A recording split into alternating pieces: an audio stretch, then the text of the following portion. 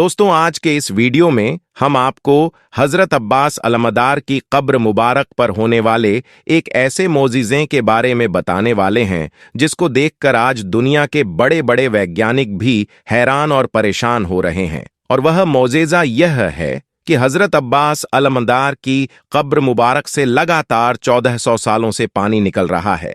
आज तक कोई भी इस बात को समझ नहीं पाया है कि हजरत अब्बास की कब्र मुबारक से ये पानी कहां से आता है और कहां पर चला जाता है। बस 1400 सालों से यह पानी लगातार हजरत अब्बास की कब्र मुबारक के इर्द गिर्द चक्कर लगता रहता है। तो चलिए दोस्तों जानते हैं। दोस्तों, सबसे पहले तो हम आपको बता दें कि इराक में हर जगह पर खारा पानी है। यहां पर नमकीन और खारे पानी के अलावा मीठा पानी मिलाना तकरीबन नामुमकिन सी बात है। इस हाल में हजरत अब्बास अलमदार के रोजे पर मीठे पानी का होना यकीनन अल्लाह का एक बहुत बड़ा करिश्मा है। और यही नहीं, ये बात साइंसदानों के लिए भी इंतहाई परेशानी की बात है। इसलिए दुनिया भर के साइंसदान इस बात पर तहकीक करने पर मजबूर हैं कि आखिर यह खुश जायका और साफ सफा पानी कहां से आ रहा है और कहां पर जाता है, और क्यों कभी भी इस पानी की रंगत और जायका क्यों नहीं बदलता है। तो आइए अब आपको बताते हैं इस पूरी मोजिज़े के बारे में कि आखिर हजरत अब्बास अलमदार की कब्र मुबारक पर पानी का क्या राज है। दोस्तों, हजरत अब्बास अलमदार हजरत अली और उमुल बनीन के फर्जंद है। 61 हिजरी में जब करबला के मैदान में हजरत इमाम हुसैन और यजीद की फौज के बीच में जंग हुई थे, तो उस वक्त हजरत अब्बास अलमदार भी अपने भाई हजरत इमाम हुसैन के साथ में थे और इस जंग में आप शहीद हुए थे। दोस्तों, जंग के बीच में हजरत इमाम हुसैन के हुक्म पर हजरत अब्बास अलमदार प्यासे बच्चों के लिए पानी लाने के लिए 30,000 की फौज को चीरते हुए नहरे फुरात तक पहुंचे थे। यानी कि हजरत अब्बास अलमदार बड़ी ही बहादुरी के साथ में लड़ते हुए 30,000 की फौज को खदेड़ते हुए नहरे फुरात तक पहुंच गए और जाकर अपना मस्कीजा पानी से भी भर लिया था। लेकिन फिर जब पानी लेकर आप वापस आने लगे तो इतने में ही बिखरी हुई फौज वापस से इकट्ठा हो गई और फिर सबने एक साथ में मिलकर हजरत अब्बास अलमदार पर हमला करना शुरू कर दिया। इस हमले में पहले हजरत अब्बास अलमदार का एक बाजू शहीद होता है,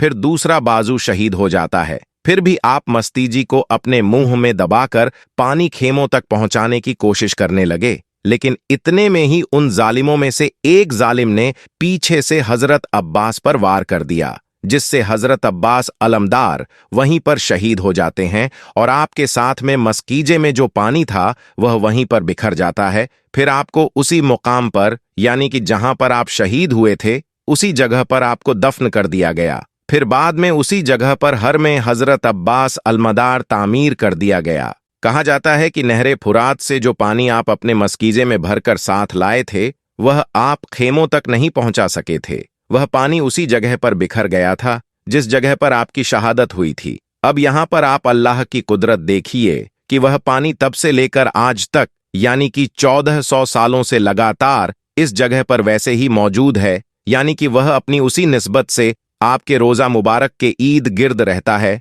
दोस्तों, यहां पर हम आपको एक बात और बता दें कि करबला के मैदान में हजरत इमाम हुसैन के काफिले के लिए पानी पर रोक लगा दी गई थी। इसलिए उस वक्त हजरत अब्बास अलमदार भी 3 दिन के प्यासे थे।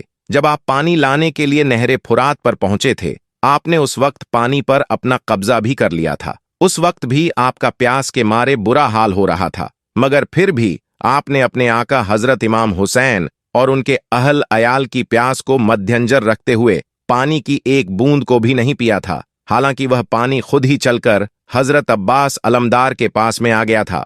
दोस्तों, अब आपको हजरत अब्बास अलमदार की कब्र मुबारक पर होने वाले इस मौजिज़े के बारे में जानने से पहले सरदार के बारे में जानना बेहद जरूरी है, तभी आपको यह पूरी बात समझ में आएगी। हम आपको बता दें कि हजरत अब्बास अलमदार की रोजा मुबारक का अहम हिस्सा सरदार है, जहां पर आपकी हकीकत मुबारक मौजूद है। यह सरदार 7वीं सदी में तामीर किया गया था। इस सरदार की दीवारें बहुत ही ज्यादा मोटी और चौड़ी बनाई गई हैं। इसमें बहुत सारी गैलरियां और तंग रास्ते भी हैं। इसके तकरीबन दरमियानी हिस्से में जमीन पर एक लोहे का दरवाजा भी है। ये दरवाजा उस रास्ते पर खुलता है जो सरदार की तरफ जाता है। ये रास्ता 8 सीढ़ियों पर बना हुआ है और इन 8 सीढ़ियों के बाद सरदार का फरस शुरू हो जाता है। इसके बाद सरदार गैलरी की जो दीवार है उसके बिल्कुल करीब में ही हजरत अब्बास अलमदार की कब्र मुबारक मौजूद है। वहीं पर मेहराब नुमा ताक बनी हुई है। सरदार में बने इन मेहराब नुमा ताक की तादाद 13 है और यह सब पैमाइश में एक दूसरे से मुख्तलिफ है। दोस्तों, शेख हलीम अब्बास, जिनकी उम्र अब 76 बरस है, वह पिछले 36 सालों से हजरत अब्बास अलमदार के रोजे मुबारक पर कड़ी में आला रही है। उन्होंने अपनी किताब रोज अतुल अब्बू अल्फेज में लिखा है कि पहले सरदार में यह पानी चश्मों की सूरत में बहता था, यानी कि एक तरफ से आकर दूसरी तरफ चला जाता था और फिर 400 सालों तक यह पानी ऐसे ही चलता रहा। इसके बाद में यह पानी एक जगह पर जाकर ठहर गया और फिर कभी कभी यह पानी हरकत करने लगा, लेकिन उसका पता नहीं चल पाया कि यह पानी कहाँ से आ रहा है और कहाँ पर चला जाता है। लेकिन मुझे लगता है कि यह पानी हजरत अब्बास की कब्र मुबारक के आसपास में ही कहीं जमीन से लगातार निकलता रहता है और पिछले 1400 सालों से यह पानी वैसे ही मुसलसल निकल रहा है। यह अल्लाह ताला का एक बहुत बड़ा मोजिजा नहीं तो फिर क्या है। और यही नहीं, इस पानी का एक मोजिजा यह भी है कि यह पानी सर्दियों में गर्म रहता है, जबकि गर्मियों का मौसम आते ही यह पानी ठंडा हो जाता है। दोस्तों, हम आपको बता दें कि पहले सरदार की सीढ़ियां आम लोगों के लिए खुली होती थीं, यानी कि यहां पर कोई भी आ जा सकता था और यहां से हर कोई इस पानी को तबरू के तौर पर अपने साथ में ले जाता था। दोस्तों, एक दफा हर में हजरत अब्बास की दीवारों में दरार का बहाना बनाकर एक रिसर्च करने वाली टीम हिंदुस्तान से यहां पर आई। इस टीम के सरबतान साइंसदन के सर जेम्स थे। वह टीम यहां पर आई और दीवार में मौजूद दरारों को जांचने लगी, यानी कि उन दरारों को वह देखने लगी। लेकिन हम आपको बता दें कि उस टीम का असली मकसद तो हजरत अब्बास अलमदार की कब्र के इर्द गिर्द रहने वाले उस पानी पर तहकीक करना था। इस हवाले से जेम्स वुड ने अपनी किताब द ट्रूथ में लिखा है कि जैसे ही हमने हजरत अब्बास अलमदार की कब्र मुबारक के ईदगाह चंद फुट तक जमीन की खुदाई की तो हम सब लोग हैरान रह गए, क्योंकि जैसे ही हमने चंद फुट की खुदाई की तो वह सारा का सारा पानी उस सुराख में चला गया। यह देखकर हम सब हैरान थे। हमें वह पानी जाता हुआ तो दिखाई दे रहा था, लेकिन कहां से निकल रहा है, उसे निकलते हुए पानी के बारे में हम नहीं जान सके। लेकिन हमारी इस रिसर्च में एक बात तो तय हो गई, यह पानी आम पानी तो नहीं हो सकता है। यह पानी तो अल्लाह की कुदरत का कोई करिश्मा ही है, क्योंकि हमने देखा कि वहां पर ना ही कोई चश्मा है और ना ही कोई झरना है। दोस्तों, अब हम आपको यह भी बता दें कि पिछले 50 सालों से यह अपनी एक सतह बरकरार रखी हुई है। अब यह पानी उस सतह से ना ही कभी कम होता है और ना ही कभी ज्यादा होता है। शेख हलीम अब्बास लिखते हैं कि दुनिया के किसी भी कोने में पानी अगर 1 महीने से ज्यादा एक जगह पर पड़ा रहता है तो फिर वह अपनी बदबूदार हो जाता है। लेकिन इस सरदार के बंद होने के बावजूद भी यह पानी कभी भी बदबूदार नहीं हुआ है, बल्कि यह पानी खुशबूदार हुआ है और साथ ही पानी मीठा भी बहुत ज्यादा है। इसके अलावा इस पानी की सबसे बड़ी खासियत तो यह है कि इस पानी की सतह कब्र की दीवारों से ऊंची होने के बावजूद भी पानी कभी भी कब्र मुबारक में दाखिल नहीं होता है। दोस्तों, यकीनन अल्लाह ताला का यह एक बहुत बड़ा मौजिज़ा है, जिसे आज लोग अपनी खुली आंखों से देख रही हैं। इसे देखकर आज दुनिया के बड़े बड़े वैज्ञानिक भी हैरान हो रहे हैं, क्योंकि यह कितनी खूबसूरत बात है। यह 1400 सालों से हजरत अब्बास अलमदार की कब्र मुबारक के आसपास में यह पानी मौजूद है, मगर कभी भी यह पानी हजरत अब्बास की कब्र मुबारक के अंदर दाखिल नहीं होता है